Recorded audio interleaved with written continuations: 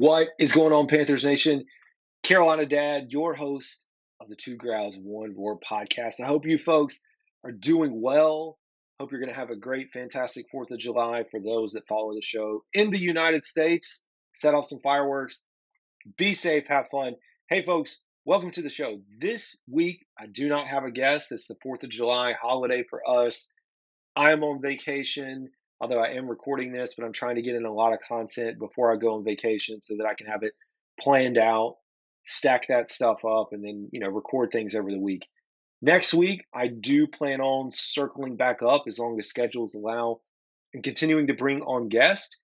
I think this is going to become a key part of the show. I hope you are enjoying it, and I appreciate everyone that's tuned in. We've had Alex Zetlow of the Charlotte Observer, Ryan Smith of the Inside the Vault Keep Pounding Network podcast, Ricky Raines of the Ricky Bobati Show, and then Mike K of the Charlotte Observer. I hope that I'm able to give you information that maybe you're not getting elsewhere, sharing in with people that are actually in there covering the team, bringing in on other content creators to give you new ideas. And for me personally, it's pretty big because y'all know if you've been following along since day one that this has been a solo gig, and it will always be a solo gig. I'm never going to officially bring on someone else to run the show with me. But as someone that is solo, it's important to bring an outside perspective and to sit where I sit today and think that, hey, maybe these people now respect what I've done and what I've built and want to come on and share with other folks, with you, with me, to educate the Panthers fan base. It does mean a lot. It means a lot for me. And it's only the first step of where I want to take this, because I do want to continue to grow. I do want to eventually start bringing on players, other personalities, have a few things in the works in the background for some of the post 4th of July, I guess into July commentary. It's going to get really busy, at least for the folks that are covering the Panthers. So I know my time with them may dwindle because they're going to be in the middle of training camp, writing, reporting. But I am going to continue to reach out to other content creators. I'm going to try to expand my network going beyond, folks here tied in, whether it's a Falcons fan or podcast or connection, Saints, Tampa, bringing those voices in to help continue to grow the show. No, we're here to talk Panthers. The other thing that I was going to say is I do have this idea spinning in the back of my mind. I realize how important it is to create, this content and channel just for Panthers content. The back of my mind is always thinking about general sports content. I'm a big, know, ACC guy. ACC is what it is, right? Welcoming in the Pac-8, whatever the Pac-12, 18 teams, if else call it the Pac-18, the ACC, 18 teams, SMU, Cal. Who the heck's the other one? Stanford. Gosh, what a wild time it is. But instead of, streamlining all that into one place, I may split it out and create a new channel just for sports talk. No idea what I want to call it, but general sports talk, because that is a passion of mine to continue to talk about it. From like a doing it perspective, I think it'll just be doing it to do it. And if you want to go and latch on and listen to other sports talk, you can do it there. Again, bringing on some guests. I've got a connection with someone at Major League Baseball Network that I'm hoping I could pull on, talk about Major League Baseball, we'll have college football, all that fun stuff. I don't know what that's going to be like. So don't, go jumping out looking for that yet. It's just something that's stirring in the back of my mind. Because I think that's what I'm doing now is a very solid foundation, but to grow sports talk and what I want to do, I know I've got to expand. And I want to be able to grow this channel while also doing other stuff and not merge the two. But I look forward to it, man. And I appreciate those that have come on. But here we are, folks. We are in July. July is here. Whew. Training camp right around the corner. I mean, rookies reporting July 19th. And then veteran players, reporting the 23rd. I think everything kicks off on the 24th, right? I mean, it starts, man. It is here. Football season it's happening, folks. It is happening. Hard to believe it. I'm still trying to decide like what the schedule is going to look like for us again, trying to maximize days that we can spend at training camp. So I'll continue to update folks. I'd really love to do some live interviews with fans and get bits and pieces that I can bring back to plug into the show. I'm always thinking about ways that I can improve and add more voices. Locally, I haven't decided because we do have the Port City chapter of Roaring Riot that I need to get involved with a little bit more because I know they have watch parties here for the away games. There's just, that fan base that maybe I do live shows there, still to be determined. And I am working on a live show coming up for the Carolina Panthers this offseason. Here we go. Enough of the rambling, folks. It's time to talk Panthers football. And as you enter into the July season, this is the point in time where things become much more real. You go through the draft and you're just trying to find storylines. We're still trying to find storylines, but it's a dead period for the next, 3 weeks? And then we start having the rookies report, the veterans report, training camp starts. Things move much more quickly. Stories, injuries, hopefully not a lot of injuries, waivers, who's going to get cut, how are they looking in the preseason, what does the offense look like all the questions that we have, not even talking about the defensive side of the ball, but for the Carolina Panthers coming into this year. And the thing that gets really real at this point of the year is thinking about predictions for this season, because I've teetered myself into eight 8 wins, 7 wins. Like, that's manageable in my mind. Like, I've talked myself into that. I've talked myself into maybe playoffs, like fringe 9 wins. Can we sneak in? But you get into this, and it's a much more real time. And one of the things that I enjoyed about my conversation with Mike Kay was his discussion around the team last year and expectations. And he didn't think they were going to be great last year, but he thought they would be a little bit better than what they showed. And we kind of got into the season in the preseason. He said that's usually his measuring stick. And we know how bad this team looked in the preseason. And he said at that point he should have kind of reset. Like, I should have reevaluated what he thought this team would be, knowing how bad they were performing and what the offense looked like. But he didn't, kind of let it ride. And so that's, for me, where we are. It's hard to know, as much as we want this thing to just take off. Like, the rocket's loaded, prepare. We got mission control in there. Astronauts are strapped in. You're ready to blast off. But you never know, man. The weather could come in, change it. You got to delay it. As much as you are sitting there ready to, hit that 10, 9, 8, 7, 6 button and blast off into space, might not be the time. Weather could delay it. So this could be another year or two before we see success for this franchise. I think for us, man, just the way it's been over these last few years, I mean, I'd say last few, but last 6 years, people want to see winning. And really the last year itself is just so bad. Go back to when Steve Wilkes took over and it felt like we were in competitive football games. It was nice to have that again. And we are the laughing stock, and you're going to be the laughing stock until you prove to everyone else that, hey, you can do this thing. Looking out into next year, and I've talked a lot about it, but again, this is the, hey, this is real thing. Bryce Young, expectations, I saw the NFL post, what are your expectations for Bryce Young this year? And I started rattling off stats, 3,600 passing yards, 25 plus touchdowns, 9 interceptions. That's really been my stat line. 250 rushing yards, 2 or 3 touchdowns, 65 completion percentage, 60-ish QBR, passer rating in the 90s. All those things, you just compile it together. But I don't know, man. I don't know what this year 2 is going to look like. I know from the outside, a lot of people probably think he's not an NFL quarterback. There's some people on the inside that say that. I think it's his year to really prove it. And I can talk about it being a make or break year. It's not make or break because I think he's got another year at least. Like I've said, if you follow me, that there's probably another year for Bryce Young here.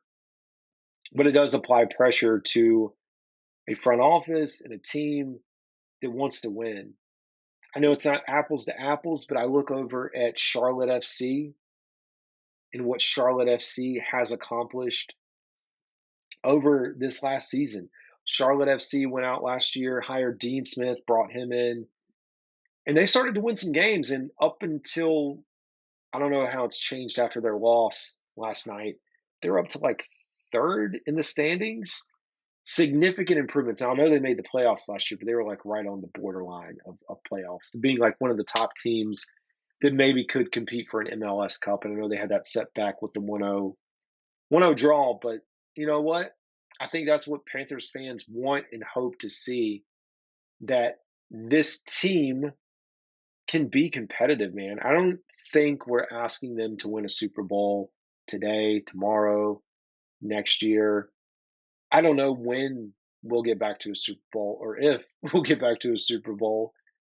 But for the sake of the fan base, you've got a number one overall pick in Bryce Young that you're like, hey, this was supposed to be the franchise game changer that we traded up for. Can we start to show that improvement and just get better, man? And I like to talk about this idea too, that as fan base, as the fan base or anyone really, we like to throw out predictions for players, stat lines, and or the season. But man, these are all grown men, folks. These are grown men, and as much as we want to chalk this up or box this team into whatever preseason prediction projection we want it to be, they're going to go out there, they're going to play the game, and they're going to prepare under a coach that, hey, wants to win. He's brought a lot of that high energy in here, energy that we hope is just flooding through, seeping into the players. The thing about last year to this year is it does feel like Dave Canales has come in and he's just kind of like, all right, I know there was a lot of confusion last year. There wasn't a clear direction. We're going to go down my path, and this is how I plan to execute my plan, and this is how we're going to do it, and just lay out the framework. And the beauty of that is no one's trying to, second guess as you're going on this road trip, whether are you going to stop here? He's like, no, you know what? I planned our road trip. These are the designated places that we are going to stop. If we get a flat tire, if we need to get gas, if someone has to use the bathroom, guess what? We'll deviate. I've got places we can stop along the way. But we've got a map and a clear direction of this team, this franchise, and where they want to go next. And it's not us sitting back saying, "Oh, well, did you pull out the map quest? Do you know where we're going to stay tonight in the hotel?" Like all those things are planned out, and it's clear. If you have a clear communicator at the top of this team, that's going to do wonders. And I think what we are going to see this year with this team is going to be a vast improvement. I do like the idea of leaning on the rushing attack. You've got the players, you drafted for it. You hope Jonathan Brooks comes back pretty early as long as he's fully healthy. But then we get to see, hey, how good is this team going to be? How much of a rushing attack and or pass protection and or other weapons around Bryce Young can elevate him? Fans are clamoring, man. We're clamoring for some good winning football. I would appreciate it too, because I tell you what, man, when I get on here and I record and report and do everything around the Carolina Panthers, last year sucked. It straight up sucked.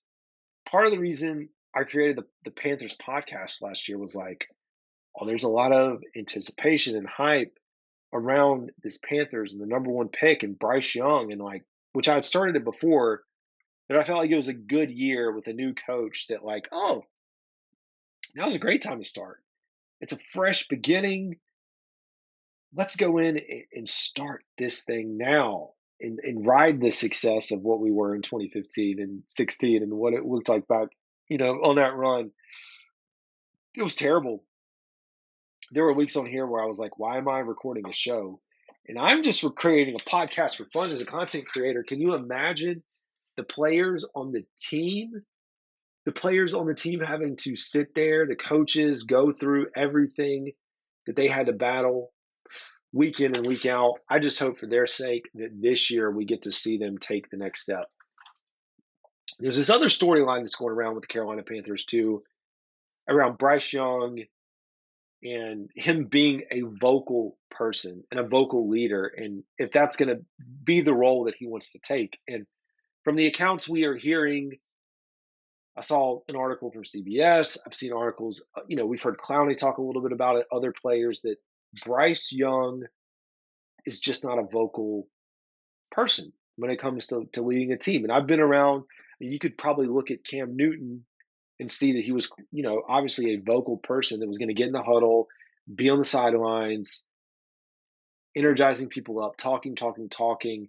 Bryce Young, that's just not his demeanor. And to be honest, I'm pretty close to what he is as someone that played sports, but also as a person. Like, very quiet, very reserved, shy, believe it or not, even go to a podcast and talk nonstop, talk all Panthers, get fired up at the games. When it comes to leading, in my style of leading, I like to lead by example. When I played sports, although that was my style, there were definitely moments where you could get fired up and you would know it. And we've seen that in spurts. It's funny that people are so hung up on thinking that Bryce is this quiet mouse that isn't talking. Dude, go back and watch the Jacksonville game where he is slamming a tablet on the sideline.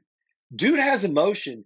Dude knows how to talk to people and get them fired up. He's not going to be out there maybe every play doing that, but I think the team understands it, and he's going to command that respect and prove it, man. And this is his year. I think he knows it. Like, I don't think he's ever going to come out and say, hey, yeah, there's a lot of pressure on me to perform this year, to win football games.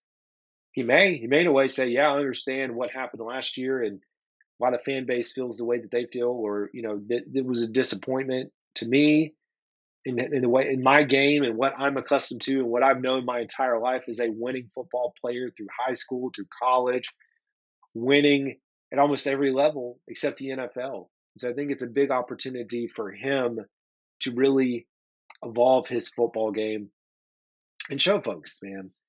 And I think we got to really think about the defense a lot this year, missing some pieces, Evero having to make up for some pieces along the way.